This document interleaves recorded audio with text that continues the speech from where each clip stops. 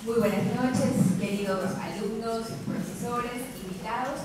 Vamos a dar inicio a este conversatorio en torno a la cobertura periodística del caso Fideca, ocurrido hace ya 10 años y que causó gran conmoción en el Ecuador y en el mundo. Tenemos un grupo selecto de invitados. Ellos son Rafael Valdivieso, licenciado en Comunicación Social, fotoperiodista y director de la muestra Caso Fideca, 10 años sin justicia, que reúne varias fotografías de este hecho y que vamos a revisar en este conversatorio. También se encuentra con nosotros Rafael Hernández, licenciado en Periodismo Internacional, con más de 10 años de experiencia, exalumno de la Facultad de Comunicación de la UES, ha trabajado en Diario Universo, Teleamazonas y ahora es reportero de Ecoavisa. También está Martín Herrera, reportero gráfico con más de 20 años de experiencia y quien es autor de varias de las fotografías que vamos a ver en la muestra fotográfica. Martín Herrera y Rafael Hernández fueron los primeros en llegar al lugar de los hechos en el caso Fideca. En esa época Rafael era reportero de Diario El Universo. También está con nosotros Allen Panchana, máster en comunicación, productor audiovisual, especialista en periodismo investigativo. Actualmente trabaja en Ecoavisa y Revista Vistazo. Además es profesor de esta facultad. Empezamos con Rafael. Cuéntenos sobre su proyecto, este proyecto que lo vamos a ver en fotografías. Se está conmemorando el 10º aniversario de esta tragedia, entonces vamos, desafiémoslo y pongámonos al frente de la farmacia con la muestra fotográfica. Empezamos a revisar las fotos que Martín tenía y no eran suficientes como para armar una muestra. Entonces le sugerí que convoquemos al resto de compañeros fotoperiodistas. En efecto, así lo hicimos y conseguimos una gran cantidad de fotografías de todo lo que ha pasado desde el primer día, desde el día de la tragedia hasta las vísperas del 10º aniversario.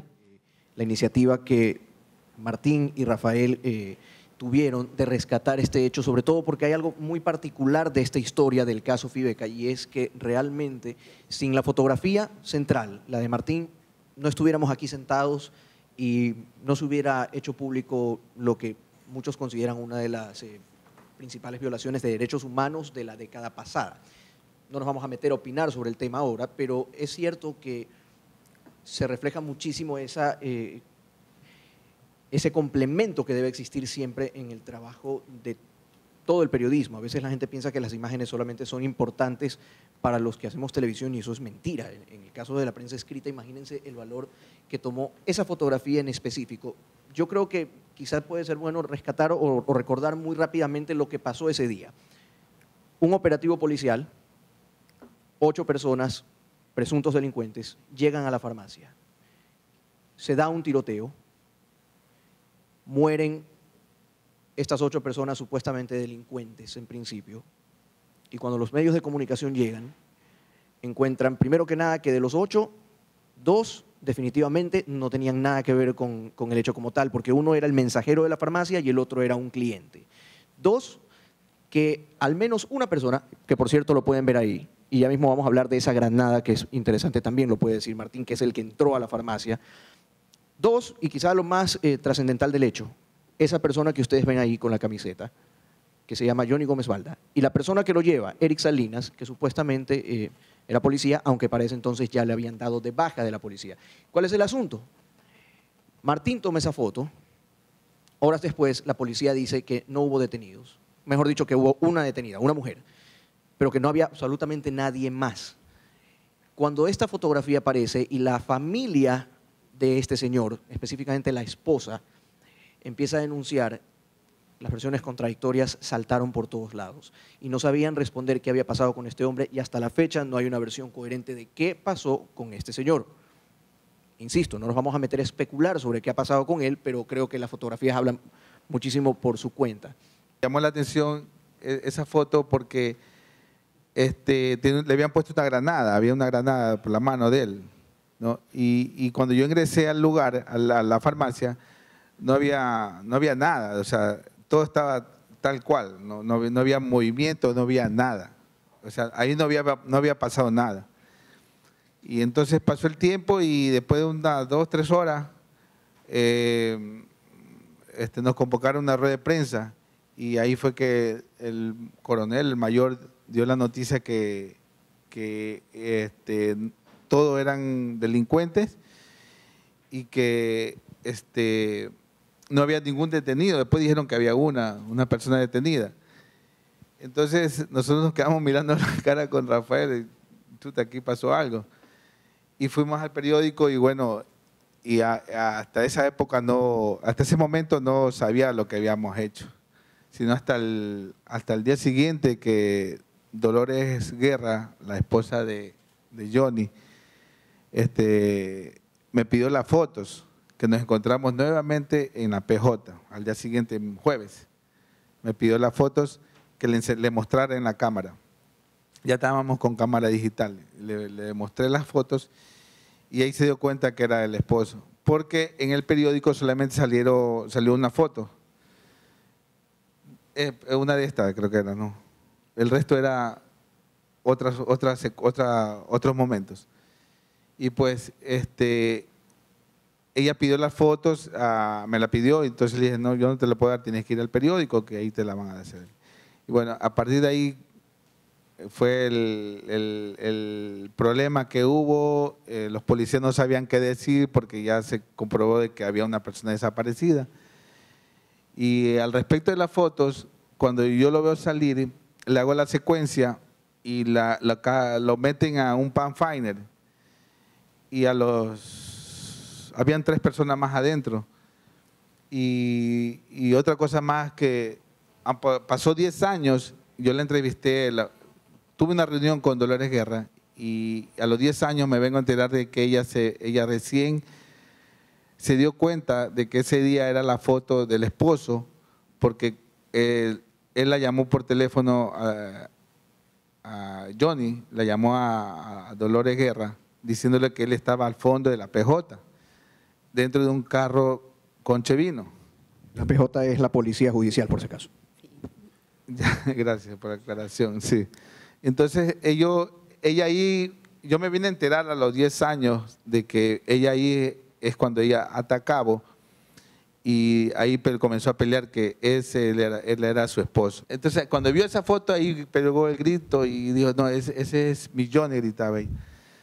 Entonces, nosotros escuchamos en el escáner que llamaban a un lugar en específico pidiendo muchas ambulancias y que vayan todos los refuerzos policiales que pudieran ir, lo cual no es normal y lo cual no se escucha tan temprano. Entonces, estábamos por otro lado, por el centro, si no me equivoco.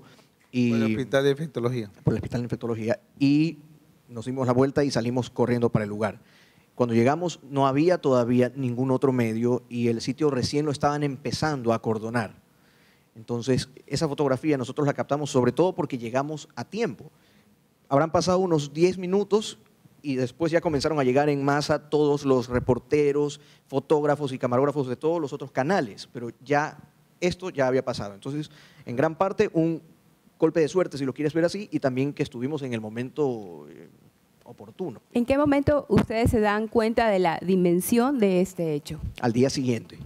O sea, en ese momento no. O sea, bueno, en el día se fueron dando indicios y cosas que ya te iban diciendo, aquí no hay algo normal. Primero, lo que decía Martín, él pudo entrar, en la foto en la que se veía en el interior, la granada cerca del cliente de Carlos Vélez, Carlos Almeida es el apellido. Bueno, sí, Almeida, se me olvidó, pero normalmente cuando hay un hecho delictivo, la prensa no entra al lugar de los hechos. Primero que nada, eso es antitécnico. En cualquier lugar del mundo, lo primero que hace el personal de criminalística, los famosos CSI, es cerrar el lugar para que nadie que sea extraño a la escena del crimen la contamine, manipule las cosas que estaban ahí. Entonces, hasta aquí eso ya era una cosa que se hacía. No podía entrar la prensa sino más a ningún sitio. Y sorpresivamente, 2 horas después, dejaron entrar a la prensa, específicamente a fotógrafos y camarógrafos, y les hacen el tour por todos lados.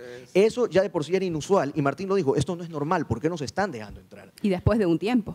Después de un tiempo. Segundo, nosotros vimos cuando lo subieron a él a este carro, al Nissan Pathfinder.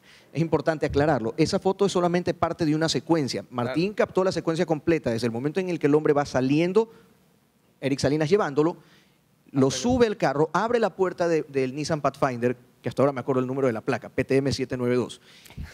Alza la puerta trasera del carro, saca unas esposas, el tipo andaba armado, se supone que no era policía ya. Lo esposa y lo sube a la parte trasera del carro. El tipo estuvo ahí encerrado por lo menos unas 3 horas hasta que se lo llevaron y después de un rato salió la otra detenida, la que oficialmente sí la presentaron en rueda de prensa. ¿Cuál es? Tratábamos de sacar conclusiones ya luego cuando repasábamos el caso. ¿Cuál es la diferencia que hace que a esta mujer, que se llama Sadie Vélez, si la hayan anunciado como una detenida? Que para cuando ella salió de la farmacia ya no estábamos solamente nosotros, ya había por lo menos unos 10 periodistas distintos, entonces ya había, por así decirlo, testigos, ya no se podía desaparecer. Segundo indicio contradictorio, regresamos a la sala de redacción después de haber reporteado todo esto y me doy cuenta de este detenido, lo conversamos varias veces y lo llamo por segunda vez, después de haber ya estado en una rueda de prensa de la policía, al coronel de la Policía Judicial de ese entonces, Fausto Flores. Y le decimos, ¿seguro que no hubo ningún otro detenido? No, no hay ningún otro detenido. La foto ya era de por sí algo muy, muy contradictorio con eso. Entonces, ahí ya se empezaban a atar cabos. Pero, o sea, realmente la dimensión que todo esto iba a tener fue al día siguiente, cuando aparece la esposa, Dolores Guerra, y dice, ese es mi esposo, yo lo vi, él me llamó que estaba detenido. Entonces, yo creo que en ese momento captamos la dimensión. Al otro día. Al día siguiente. Sí, y otra cosa que acatar ahí es, incluso la redacción del periódico no me tomaron en cuenta porque yo sugería que esa foto vaya arriba grande. Claro, Entonces, que era muy importante. Lógico, pero el diagramador y el editor no le tomó en cuenta. Pero salió. Sí, pero abajo pequeña. Claro, la noticia ocupó prácticamente toda la página, pero lo que dice Martín es cierto. La foto central era una panorámica de la farmacia con el carro y los 2 muertos que estaban allá afuera. Y de ahí abajo había 3 fotos más pequeñas. Una era la del detenido. Y... Allen, 10 años después es tu investigación, Las Dolores, el llanto de una década. ¿Qué nomás recoge esa investigación en torno a lo que se ha hablado esta noche?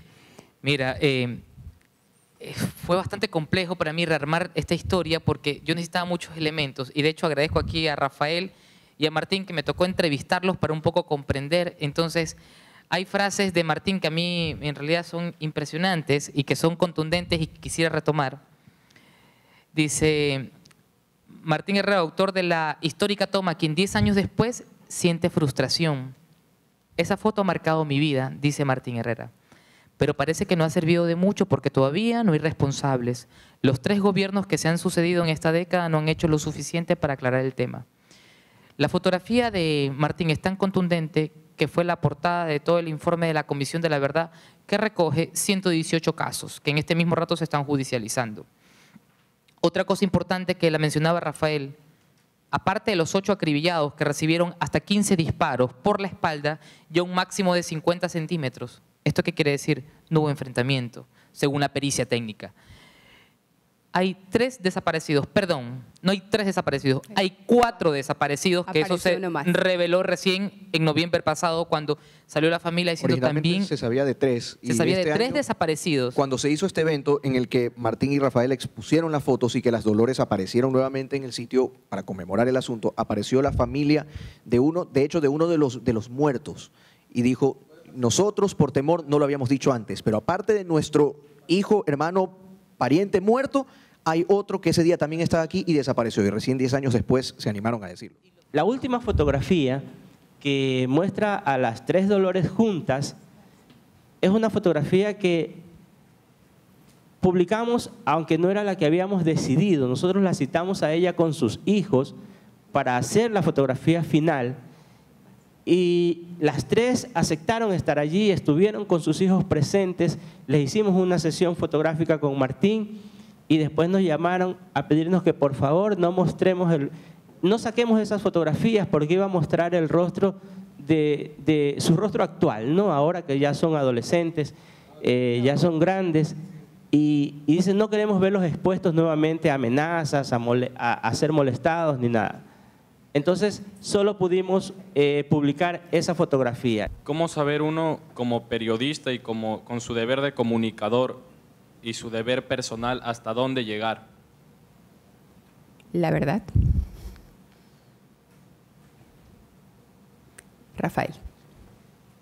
Yo te diría que ahí entra un poco también en el campo de tus códigos morales, hasta donde tú consideras correcto llegar. ¿Por qué lo digo? Porque definitivamente mi respuesta no necesariamente la van a compartir ni Allen, ni Martín, ni Rafael, ni el resto de periodistas. Yo creería que el límite está en involucrarte en la historia de una manera que te haga perder la objetividad. Si tú ya no puedes mirar las cosas con cabeza fría, cruzaste la línea que no debías cruzar. ¿Y por qué lo digo? Porque esta historia, por cierto, no solamente la cubrimos un día o no solamente la cubrimos un año.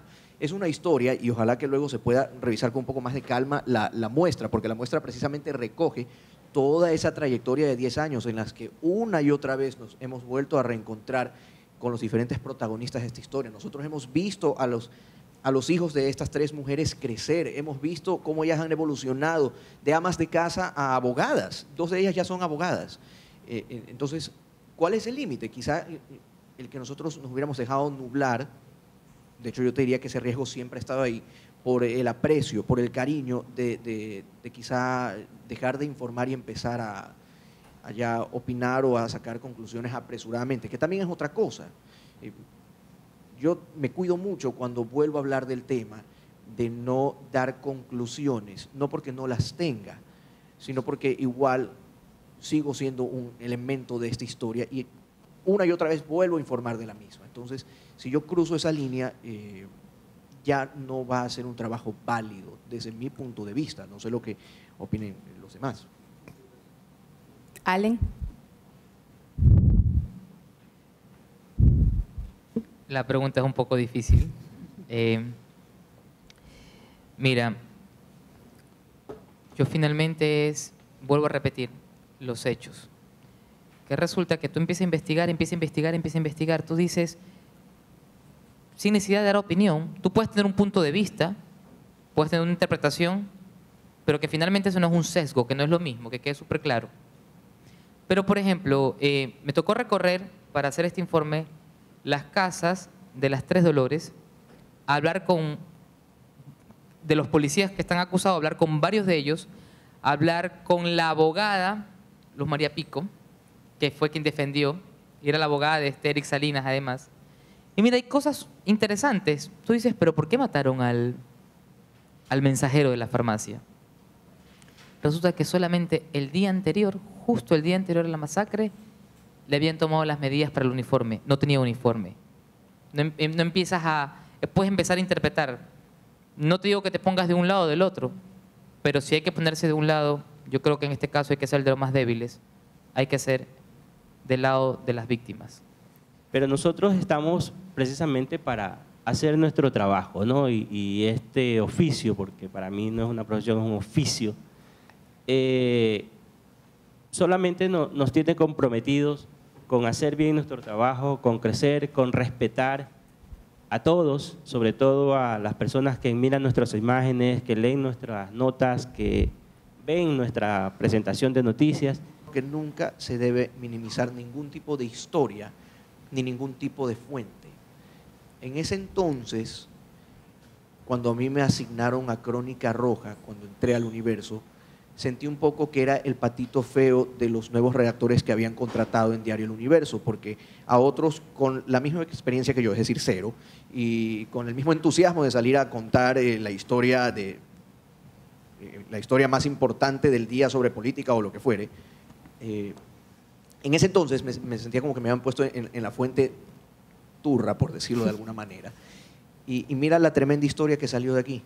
Okay. Y mira también lo importante que es el manejo que se puede dar a cualquier fuente, porque lo típico que te van a decir en muchos lados es que la Crónica Roja solamente juega con el morbo, que solamente expone innecesariamente a la gente, que la revictimiza, y es cierto, se puede hacer mucho daño a través de la Crónica Roja como a través de toda información, pero mira también el tipo de historias que se pueden contar de un hecho aparentemente cotidiano.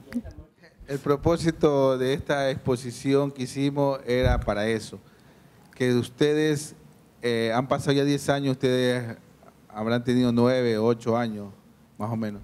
El propósito fue ese, de hacer la exposición y hacer lo que toda la sociedad se entere de qué fue lo que pasó aquel día. Sean acertados, documentense bien y sobre todo duden. duden de todo y pregunten, cuestionen. Gracias, Allen, gracias, Martín, gracias, Rafael, Revisar pues este caso Fibeca nos ha hecho hacer conciencia de que nuestro compromiso como comunicadores, como periodistas, es exclusivamente con la verdad. Gracias a todos y hasta la próxima.